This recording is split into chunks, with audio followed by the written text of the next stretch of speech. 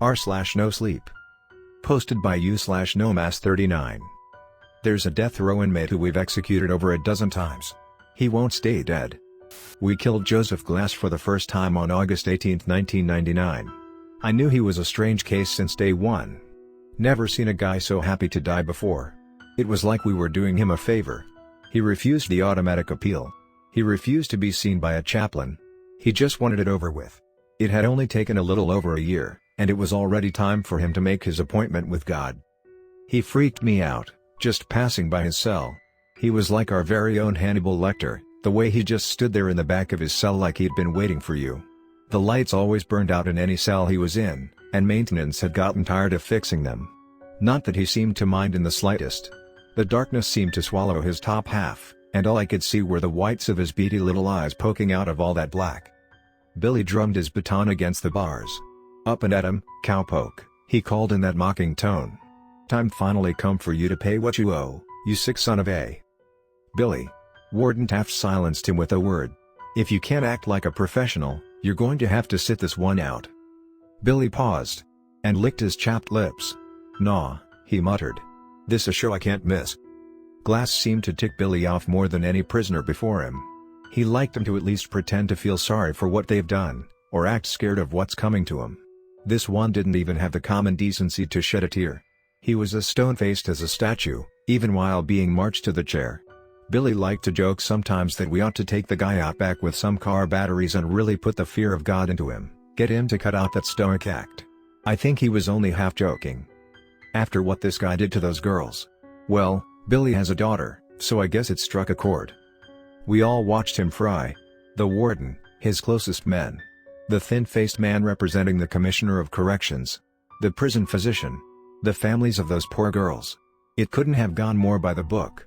Only oddity I'd noticed at the time was that the stench of death never quite left the clothes I'd worn that day. And then the next morning, we came into work to see the whites of those beady little eyes staring at us from the darkness again.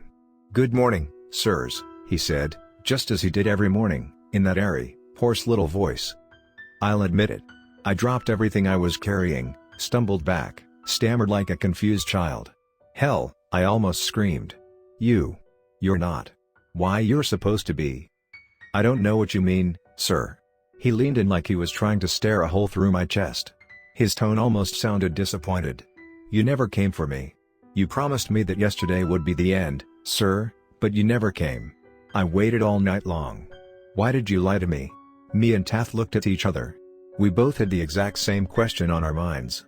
If Glass was still alive, who the hell did we roll into the morgue last night? Jesus Christ. Taft gagged when he pulled back the cadaver cover, stumbling away. "It's Billy." I looked. I know I shouldn't have, but I couldn't help it. And I'll be forever haunted by the sight of my friend lying there on his back, mouth agape and cloudy eyes staring into the ceiling, open wide as if he'd spent his last moments in a state of terror. The public never found out what happened. The cover-up story was that poor Billy had been taken by cardiac arrest. Internally? It was the scandal to end all scandals. Worst case of incompetence and negligence in history, they called it. They brought the hammer down on anyone even tangentially involved. Me and Taft were out on our ears, and they would have prosecuted us too, but that would have required admitting it ever happened. But I just could never wrap my head around it. Of those dozens of witnesses, not a single person noticed we were strapping a guard to the chair, not an inmate? It was impossible to the point of absurdity. Glass had been the man in that chair. I'd never been more certain of anything in my life.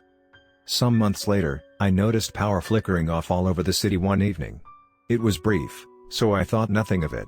At least until I got a call from a familiar number the very next morning. "I understand you were one of the staff who regularly worked with one Joseph Glass.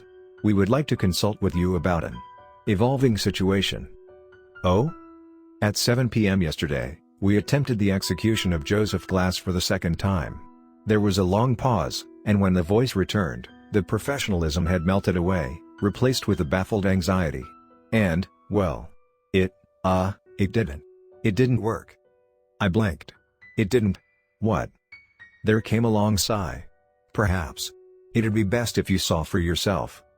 And just like that, me and Taft had our jobs back. Officially, Joseph Glass had been successfully executed on August 18, 1999. Unofficially, they'd tried again 6 months later, just to tie up loose ends. This time, he hadn't even had the courtesy to pretend to die. He just sat there on the chair, motionless and unaffected, while the CO who'd flipped the switch suddenly seized up and began to convulse, screaming and gnashing and wailing as electricity seared him beneath his skin, clawing at his chest until his eyes popped in his skull and rolled down his face like melted candle wax. All around him, lights flickering, machines bursting from pressure, electrical panels vomiting arcs of static. It was a mess. The feds were crawling all over this case now, from a department I've never heard of. Something about investigating preternatural activity. They told me Glass was refusing to speak with anybody but the COs who'd once cared for him. Being walked into that interrogation room almost made me feel like I, myself, was a convict being marched to his execution. Glass was staring at me when I walked in, like he'd been sat there, motionless, waiting for me. I expected nothing less. I took a shuddering breath as I sat across from him. I'd sat across from serial killers and psychos before and showed no hint of fear. But how could I not, now, sitting across from a man who can kill people without touching them? Glass. Officer Mendez. His tone betrayed no emotion. I had thought you'd abandoned me. I winced. No, Glass, I'd just been temporarily relieved. It's good to see you again. Would you like a glass of water? I offered it to him. He didn't even look at it. His eyes just bored into mine, relentless. I'm here to ask you a few questions. Silence. Okay. Glass, I need to know how you killed Billy and Kramer. I didn't, he replied. It did. It? The thing standing behind you. I didn't bother to turn around. I had enough experience with prisoners trying to trick me into looking the other way while they pulled off some half-baked escape plan. Glass, please, let's take this seriously, I replied. I've always treated you with respect, haven't I? You've never had any problems with me. Actually, I do. I have a problem with all of you. Oh? You here all believe that? Death is a punishment. There was the first hint of emotion I'd ever heard in his voice. It's not. It's freedom, the only freedom. You promised me that gift. You promised me you'd let me die. You've given it to so many other prisoners, while leaving me behind. With all of your machines and your science and your knowledge. Surely you can find a way, if anyone. My throat felt suddenly dry. I had to take a sip of the water myself, and hoped it would quell my burning nerves. We're trying our best, Glass. But you have to work with us. It may help if you told us. What, exactly, is preventing us from executing you? He moved for the first time. Leaning in, so slow as to be almost imperceptible. It won't let me die. And that's when I felt a hand settle on my shoulder from behind. Everything stopped. My lungs stopped inflating. I swear, my heart stopped beating, and my blood froze in place in my veins, and it all felt so cold. I could see the hand in the corner of my eyes, long and veiny and black. I could feel the breath on the back of my neck. I'd once mocked the way deers froze in headlights. Now I understood. I couldn't move, I couldn't blink, I couldn't think. I couldn't even take a single breath. Even as my lungs began to cry out for air, and my vision blurred, and my thoughts melded together. All I could see was Joseph's eyes staring into mine. Those infinite fathoms of darkness, that Stygian sea that swirled and stormed and thundered in the blackness of his iris, and the eyes of things waiting a million leagues below the waters.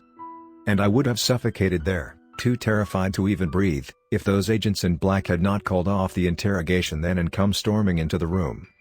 Later, they showed me the tapes from the security camera. There'd been nothing behind me. Nothing placing its thin hand upon my shoulder. Nothing at all. On May 7, 2001, Glass was set to be executed for the third time, via hanging, or so I heard, in some government black site somewhere, far from prying eyes.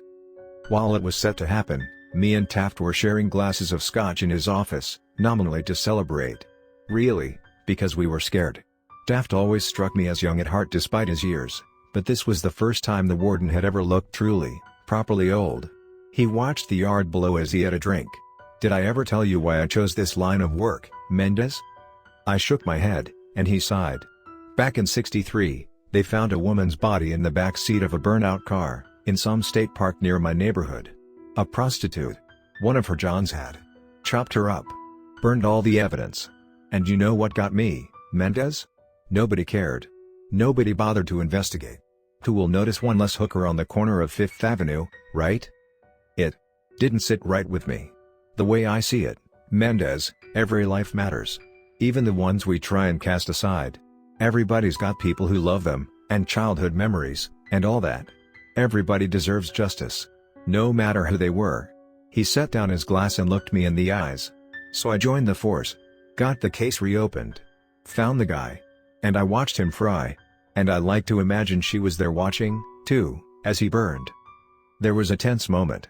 And then a chuckle. Course, after that bullet to the hip in '71, I couldn't walk the beat anymore. But I've been just as happy here. Watching justice be served. It makes me feel like there's some kind of karmic order to the world. Good deeds and bad deeds get repaid in kind.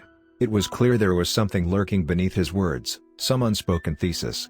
Eventually, with old, wrinkled, tired eyes, he said it. I've thought about it, and if Glass doesn't die tonight, I'm finally going to retire, Mendez, he confessed. After what he did to those girls, what kind of order can there be in a world where a monster like that is just beyond justice? I was shocked. Warden Taft always struck me as an unmoving fixture. What would we do without him? He'll die, sir, I promised. It'll work this time. It has too. But he seemed deeply uncertain. With one last shuddering drink, he leaned forward. His eyes. He stared at my expression, as if desperate for me to understand, for me to know. Those things. In his eyes. Haven't you seen them? And at that moment, Taft was yanked up out of his chair. It was so sudden, so inexplicable, I could barely register what I was witnessing. Some unseen force lifted him 2 or 3 feet above the ground, dangling him there. He choked, coughed and sputtered, desperate to gasp down air which would not come, and clawed at something around his neck which I could not see. He was hanging, I realized. And with wide, horrified eyes, the same as Billy's had been, he silently begged me for help. I sprang from my chair and wrapped my arms around his dangling legs. At first I tried to pull him down to the floor, but I realized it was only tightening the invisible noose around his neck. Then I tried lifting him as high as I could, which gave him some relief, but not much. Tears rolled down his face as it swelled and turned blue, and even though I could not see the noose, I could see the bruised purple skin where it had squeezed around his neck. All the while, I screamed myself hoarse. Help! Somebody, please! Jesus Christ, we need help in here. But nobody came. And all of a sudden, some unseen force seemed to sweep my feet out from under me. I dropped like a bag of bricks, but I was so startled I maintained my grip around the warden's legs. I fell and yanked him down with me, and his body suddenly jolted with a sickening crack. It took me a while to manage the courage to look up at him. His neck had been stretched far too long, and his head was bent to the side at almost a 90-degree angle. Eyes wide, round and bloated, tongue hanging from dry lips. And then whatever force had suspended him disappeared, and his body fell upon me while I screamed and screamed. I came bursting from his office to find my coworkers casually chatting and working just outside. Somehow, despite all my screaming and begging while Taft was dying, none of them had heard a thing. I took a page from Taft. I wanted out. We were dealing with something unholy here, something whose tendrils could reach any distance, and my life, who knows, maybe even my soul, was at hazard. But the agents in the sharp suits made one thing clear: if I refused to cooperate, well, I would make the perfect scapegoat for the murder of Warden Taft. I was marched into the interrogation room to find a Joseph Glass that had abandoned all pretense of humanity. His eyes had darkened to a pure black. Or perhaps he had no eyes at all, only windows into some place of outer darkness. I was shaking like a leaf as I sat in front of him, feeling more like a prisoner than he was. Mr. Glass. No reply. I shuddered, trying to focus on my little piece of paper to distract myself from the blackness of his eyes. I have some questions I'm supposed to ask you. Is that okay? Silence. I take a deep breath. How old are you, Glass? I thought it was just one of those basic questions. Conversation starters, really. I couldn't have prepared myself for his answer. I am old, child. His voice was nothing like I remembered. It was deep and low and rumbling, like there were multiple people speaking in unison, and all were equally ancient. Older than you could possibly know. Older than this nation, and older even than the empire that once bore it. I had to fight the basic animal instinct to flee. Focus on the questions, I thought. Why did you do what you did to those girls? Just so I could feel something again, he whispered. Anything? Did you not feel the slightest bit of guilt? Remorse? You asked that of me? Me, who has watched empires rise and fall. He almost sounded amused. Does time feel remorse? For time has killed far more than I, but mankind is like the Hydra. All I've killed will be replaced by, essentially, identical stock, and in greater numbers. And then they will die and be replaced. And so the cycle will continue forever. Did you expect me to pity them for being given the death I, myself, covet? Only the dead are given leave of the cycle. It is a blessing. And suddenly, he stood from his chair, as if he'd never been restrained at all. A blessing you promised me, Officer Mendez. I stared up at him in disbelief. What, how did you? But I couldn't even stammer a sentence out before he was upon me, crawling over the table with the eerie grace of a spider. These were no longer the imperceptible hints of emotions I'd come to expect. It was like a switch had been flipped. Tears streamed down his cheeks, snarling with genuine rage, hurt, betrayal. And beneath those black seas in his eyes, all the things that haunted the fathoms below were rising to the surface. You owe me a death. Make good on your word. Pay your debt. I cried out and recoiled from his every touch with disgust, but he was stronger than he looked. I couldn't worm my way out of his impossible grip. I won't. Get off of me, you sick bastard. Do it. Pay me what you owe. It was like 1,000 different voices screaming in my ear. Straining and weeping, I locked my hands around his neck and pressed my thumbs against his throat, trying to strangle him. But instead, I could just feel that grip upon my own neck, squeezing the life out of myself as my lungs burned for air. Yet I kept pressing harder and harder, as if hoping I might somehow break through whatever unholy force was protecting him. And then those terrible hands grasped my shoulders again, and I was paralyzed by a terror that could be called nothing but ancient and primal. Like the thing standing behind me was the same force that had kept my ancestors huddled terrified in their caves 100,000 years ago, and every one of those voices was crying out to me through my very blood. And it pulled me from my chair, threw me as though I were weightless. And the next thing I knew, I was waking up in the infirmary. Once more, none of this was captured on the security camera.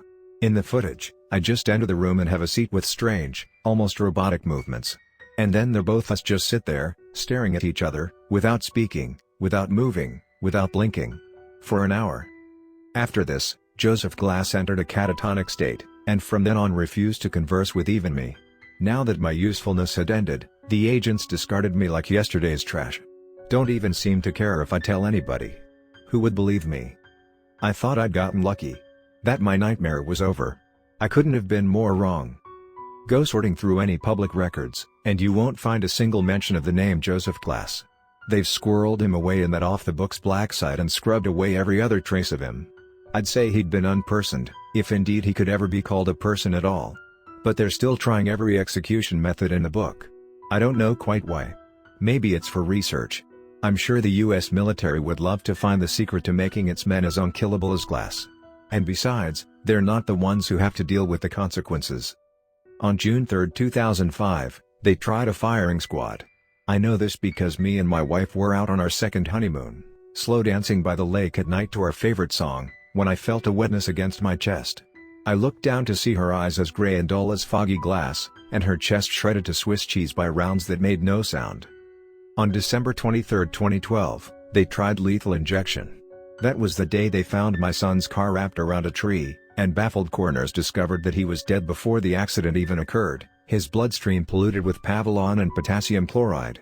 It's been years since I've isolated myself from everyone I knew, hermiting away in this cabin out in the middle of nowhere, and yet the stench of death still follows me. Just a couple years ago, I found a news report mentioning my nephew. Apparently, he'd been found completely exsanguinated, his veins emptied utterly despite no signs of a struggle. God knows what kind of arcane methods of execution they're trying by now. He's not going to let me walk away from this. Not while I still owe him a debt. But I've been doing some research, too. Research into those untold legions of things I witnessed staring up from that blackened sea in Glass's eyes. I've learned things men were not meant to know. Practiced rites, assembled tools, ingredients. And I think I know where they're keeping him. Even though they blindfolded me, I counted the second between every turn on our way to the black site, and I've since spent weeks watching the place, cataloging every entry point. Maybe I'm slipping into madness. Or maybe I've truly found a way to put an end to the horror. To finally give this monster the justice that Taft would have wanted for him. Joseph Glass had been right about one single thing: I have to pay what I owe. Even if it kills me.